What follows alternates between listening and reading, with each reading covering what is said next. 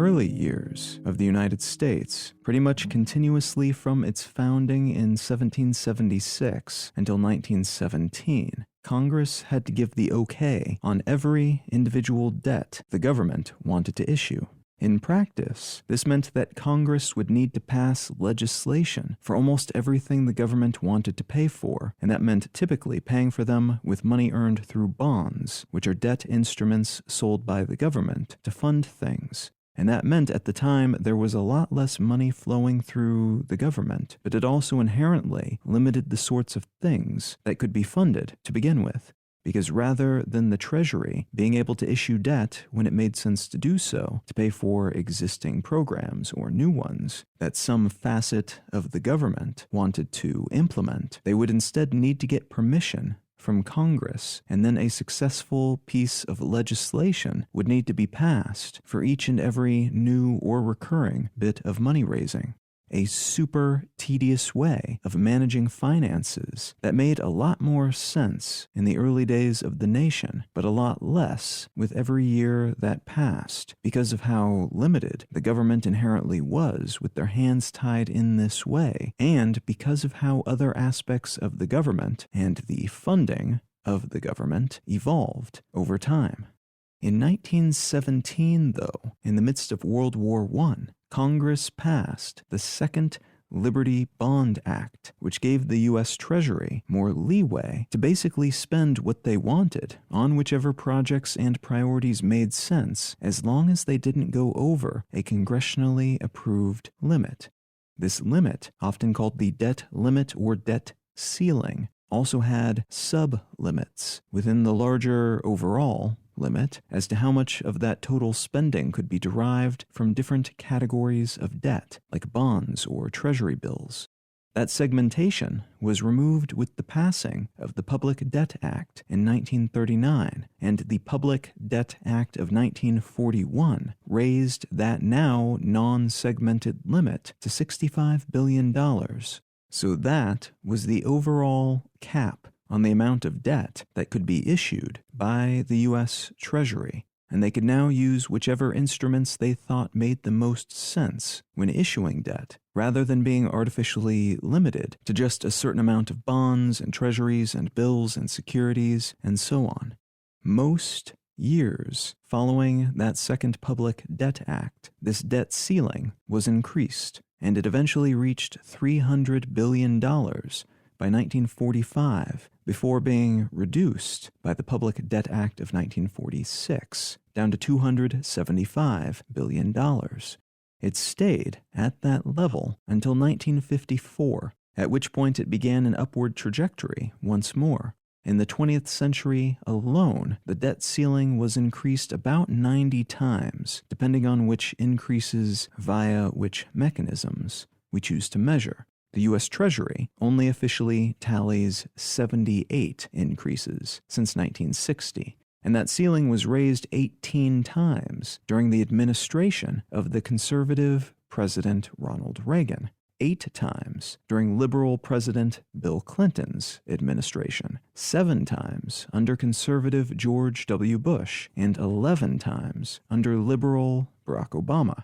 This isn't a Republican or Democratic thing, then, to raise the debt limit. It's just a thing. And it's a thing that is arguably necessary for the continuing operation of the U.S. government because of the increasing scale of the government, the increasing scale of the U.S. economy, which means more tax income for the government and thus more debt that it can ostensibly at least safely handle, and because of things like inflation, which means $1 billion a decade ago went further than $1 billion today.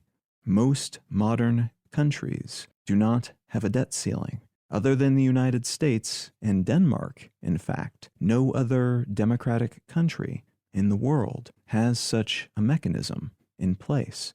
The original idea behind this limit, in the US at least, was to prevent the president from becoming a spendy king or dictator, someone who could sell as much debt as they wanted, bankrupt the nation, and assume total power by spending the unearned wealth around. That was pretty much the guiding fear of all U.S. policies at the time, so it makes sense that Congress wanted to put some limitations on the head of the executive branch to ensure nobody got any bright ideas about seizing control monetarily in the nation's early days.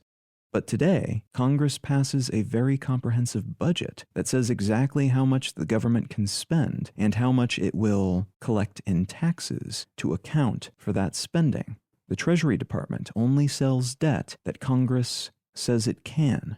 This is why many people argue that the debt ceiling today is an unnecessary anachronism. It's useful in some cases for political grandstanding, especially for folks who are keen to reduce overall debt and government spending for various practical and ideological reasons. But it doesn't really serve a purpose beyond periodically bringing the U.S. debt level into the public's consciousness, typically because we are about to hit this arguably arbitrary ceiling. And if we do so, that would cause a variety of issues, ranging from the inconvenient and embarrassing to the borderline cataclysmic and potentially quite long-lasting. What I'd like to talk about today is the most recent iteration of a U.S. debt ceiling crisis, and why this new episode of a familiar show is being seen as a bit more pressing than others in recent memory.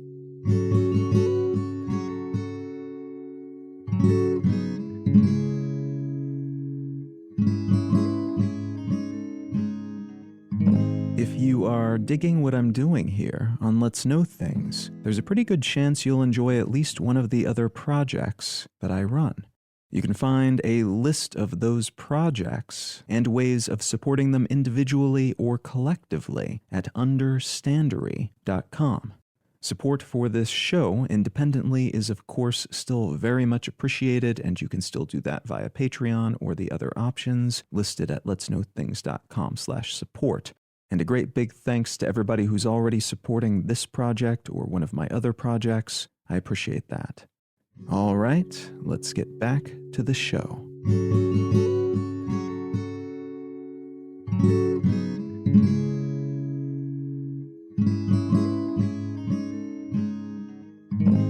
The article I'd like to start with today comes from the Wall Street Journal, and it's entitled GOP Senators Block Democratic Bill to Fund Government and Suspend Debt Ceiling.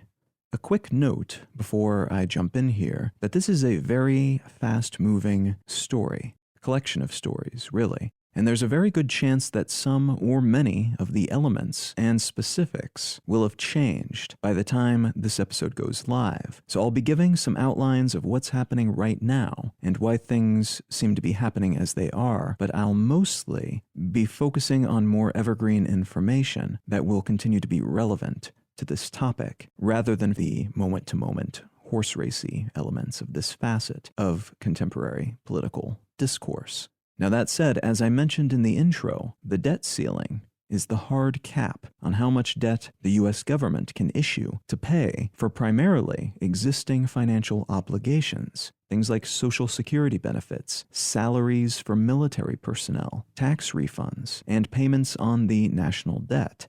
If this limit is reached, the Treasury has what are called extraordinary measures they can leverage to conserve money and draw things out a little bit further, suspending the sale of new securities and pausing investments in certain funds can help them last a bit longer before actually hitting that cap.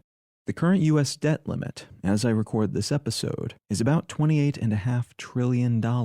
That's objectively a lot of money, but it's also not stratospheric for a country as large and wealthy as the United States, which has a lot of programs and international efforts and bureaucracy to fund.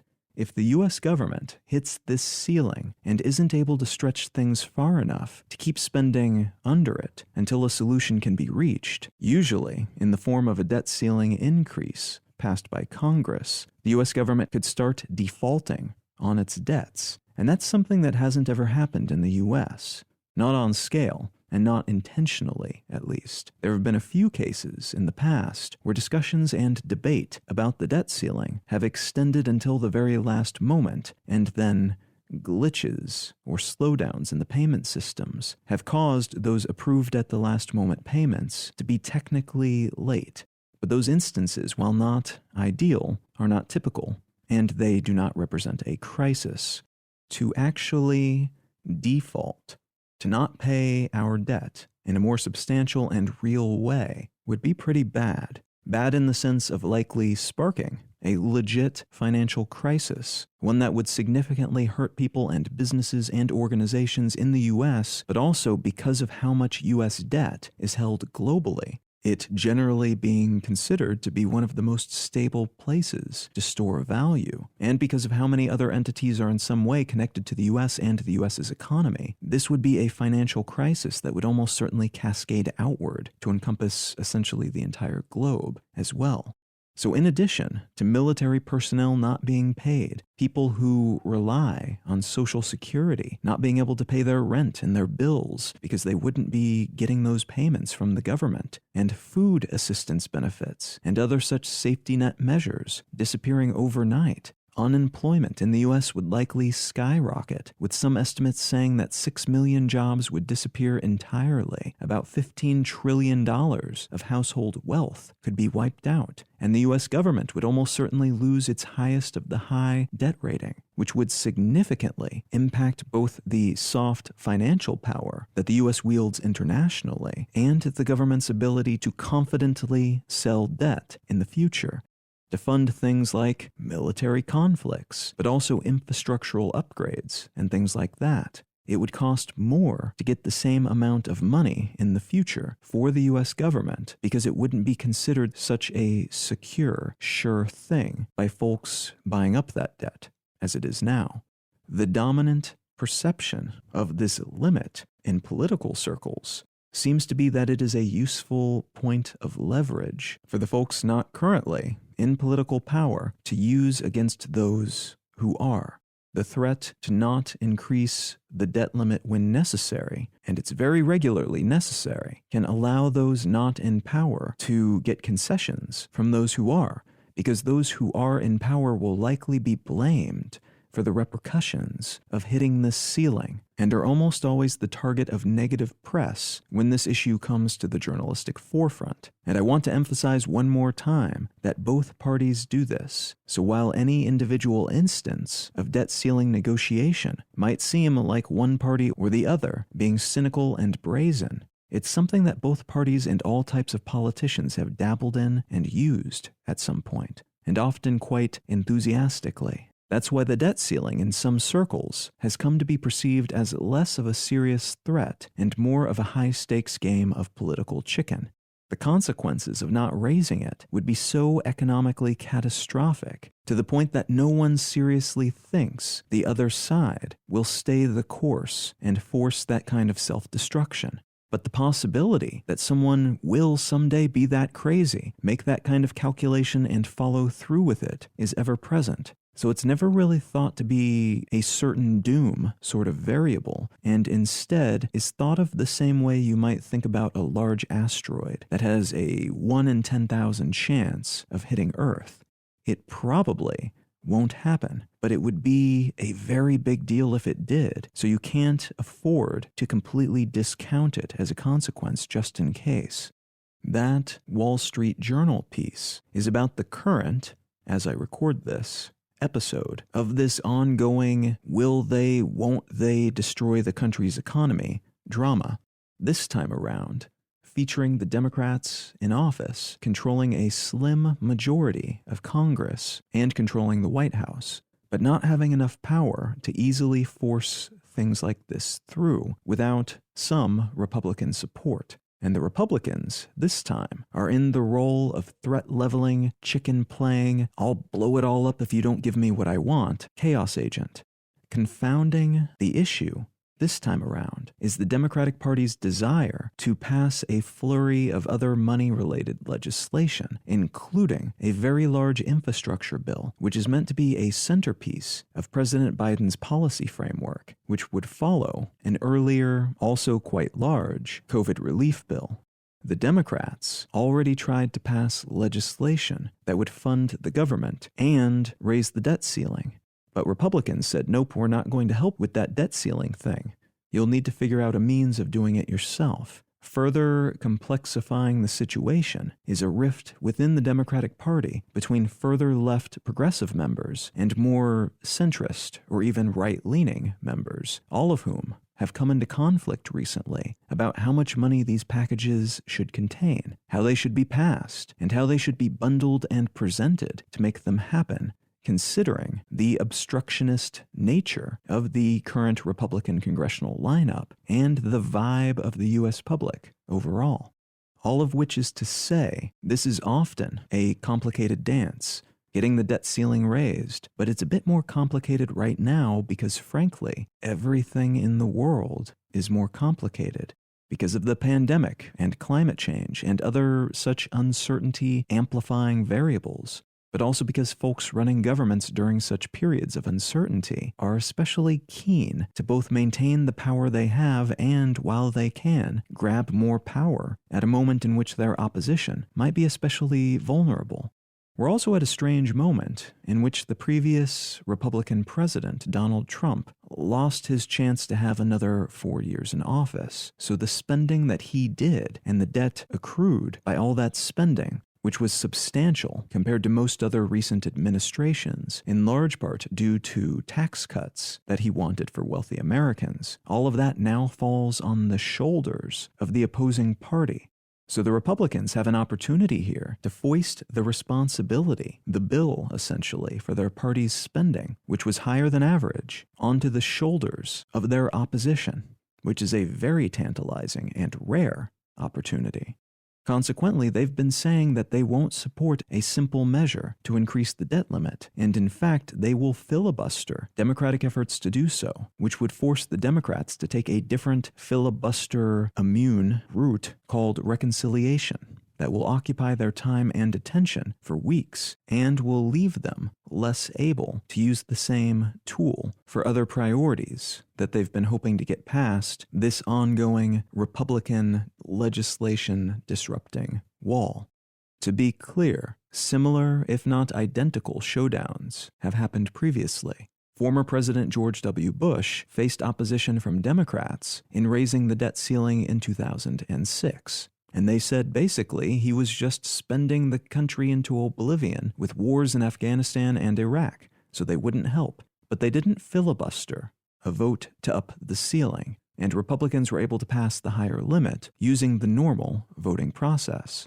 Also important to note here is that neither party in recent decades has passed a budget that would drop spending to what the country can afford without taking on new debt, much less to a point where we could someday pay off all the existing debt anytime in the near future. So accusations in either direction, claiming that one or the other party is substantially better or worse with money, are fairly difficult to back up with actual evidence. They are all accumulating more debt, not reducing it. Some financial analysts have said that this standoff is more volatile than the others because of those aforementioned environmental variables, and because political parties at this moment both feel that they have a lot to prove. And because of that, there's even more posturing than usual, which is saying something. And leaders from both parties have been largely talking past each other, making negotiations incredibly difficult or even impossible because both hope to tie this problem perceptually to the other party. Thus, although it is still assumed that the government will figure something out, one political risk consultant working with the Eurasia Group recently told his clients that there's a 1 in 5 chance that this won't be resolved, and the many cascading horrible things that would result from a default could actually happen, and they should be prepared if that ends up being the case. Now, the debt limit, technically, already got close to hitting this ceiling at the end of July. That was when the extension that Congress agreed to in 2019 ended. But the U.S. Treasury Secretary Janet Yellen has been keeping things going since then, using those aforementioned extraordinary measures to stave off a default. A recent estimate by the Bipartisan Policy Center says that the U.S. government will likely run out of money sometime between October 15th and November 4th. Though it's more difficult to make accurate estimates of this kind right now because of all the pandemic relief money that's been put into circulation and the associated uncertainty about how much tax revenue will end up in government coffers this fall. So that could be an under or an over estimation. As is often the case when we reach this kind of standoff, which is used as a political football by some, but seen as a ridiculous antique that inexplicably still exists by others, a lot of potential solutions are being tossed around, some more likely and more desirable than others. The government could just try to do away with the debt limit, but what's generally prevented this in the past is that there doesn't seem to be a clear next step way of managing debt if we were to do so. Denmark, that other rare democratic country with this type of ceiling, solved this problem by basically just setting their limit so high that it will never become an issue. That allows the limit to still exist and keeps the number of changes necessary to prevent the worst effects of such a limit negligible. Some politicians and analysts have suggested that this might be the most straightforward path to getting rid of these persistent showdown scenarios, while others have said it might be better to just pass legislation that says when we bump up against the ceiling, it will be automatically increased to somewhere above that new debt level. It's also been posited that the president could just invoke the 14th Amendment, which says, among other things, that the validity of public debt in the U.S. shall not be questioned, and that by doing so, the president would nullify the debt ceiling, an option that would almost certainly be tossed around in the court system for years, but which could provide at least a short-term solution and prevent the worst possible consequences of default in the meantime. Slightly less dramatic would be issuing a new class of bond that would allow the government to continue issuing debt even when treasury bonds of the traditional sort are off the table for debt ceiling-related legal reasons. Or they could use the reconciliation process while they have the Senate numbers to do so to eliminate the debt ceiling and just be done with it. As I mentioned before, this is considered by the Democrats to be non-ideal at this moment, as there are only so many reconciliation processes they can use per budget cycle, and taking that path would not look as good politically as passing it via normal processes. There's a lot of spin the Republicans could whip up to make it look like the Democrats were getting rid of the debt ceiling, which is something most people don't understand, so that they could go on a spending spree, whether or not that actually ended up being the case and whether or not that actually made any sense. This would also apparently take quite a while to finish up, and there's a chance that this route would leave the U.S. prone to default in the short term, with untold consequences, even if they would eventually fix the issue for good, longer term. Even a gap of just a few weeks, during which the U.S. is defaulting on its debt, would not be good. One of the more interesting potential solutions, and this also tends to get a lot of press every time this issue hits the front page of newspapers again, is minting what's often called the coin. The idea here is that because of truly bizarre and old rules, the U.S. Treasury can issue platinum coins of literally any value. Paper currency is far more restricted than coins, limited to $300 million because of a rule that was put into place in the 19th century, and coins made of other substances are also limited in terms of available denomination options, so you can't just make up a new face value on the fly. But a platinum coin is all-powerful, according to these old, weird laws, specifically U.S. Code Section 5112K on the denominations, specifications, and design of coins, and thus, if they so desired, they could issue a platinum coin worth $100, $1 million, a Googleplex of dollars, or perhaps something more practical, like $1 trillion or $2 trillion.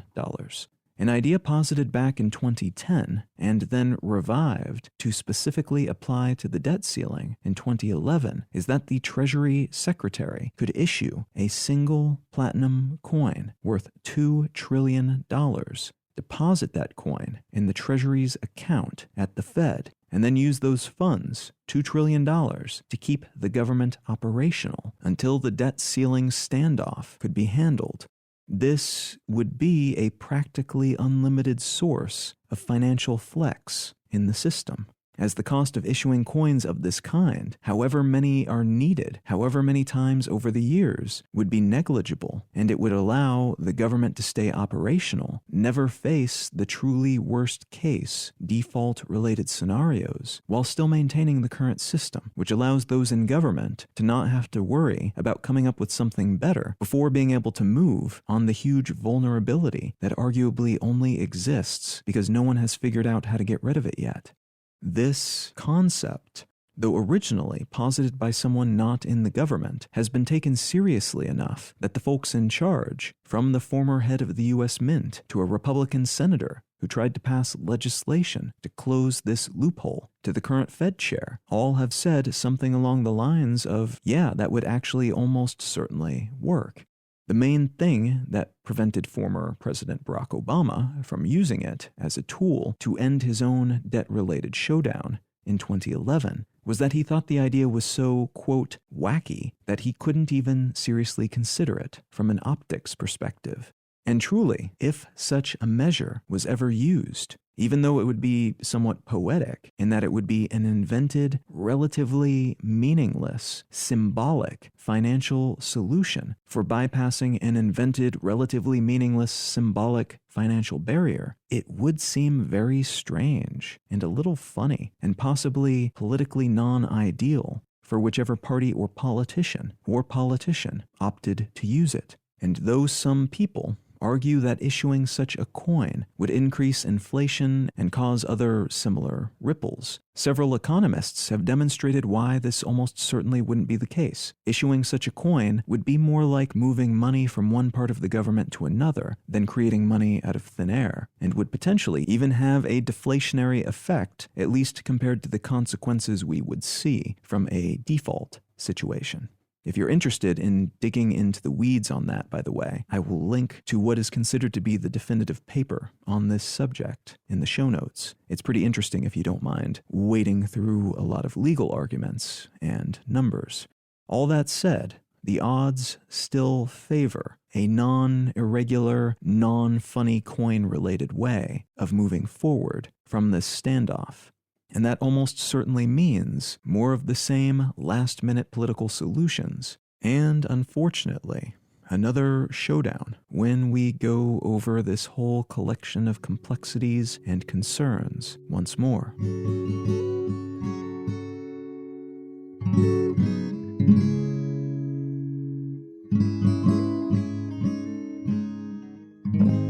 If you're enjoying Let's Know Things, consider becoming a supporter. One of the simplest ways to do that is to become a patron at patreon.com/letsknowthings. But there's a list of other options at letsknowthings.com/support. And if you're keen to support this project and or to check out my other projects, you can find a portfolio of those at understandery.com. The book I'd like to recommend today is called An Ugly Truth: Inside Facebook's Battle for Domination by Shira Frenkel and Cecilia Kang.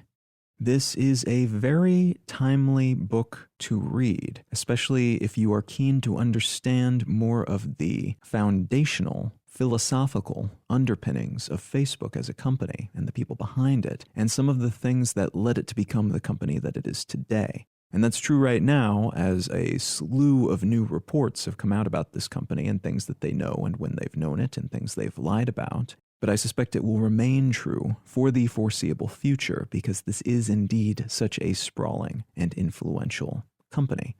Now, if any of that sounds interesting to you, consider picking up a copy of An Ugly Truth by Shira Frenkel and Cecilia Kang.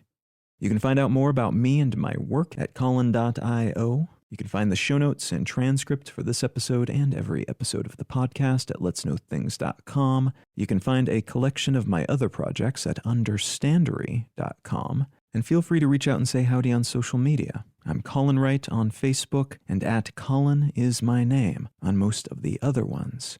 Thank you so very much for listening. I'm Colin Wright, and I'll talk to you again next week.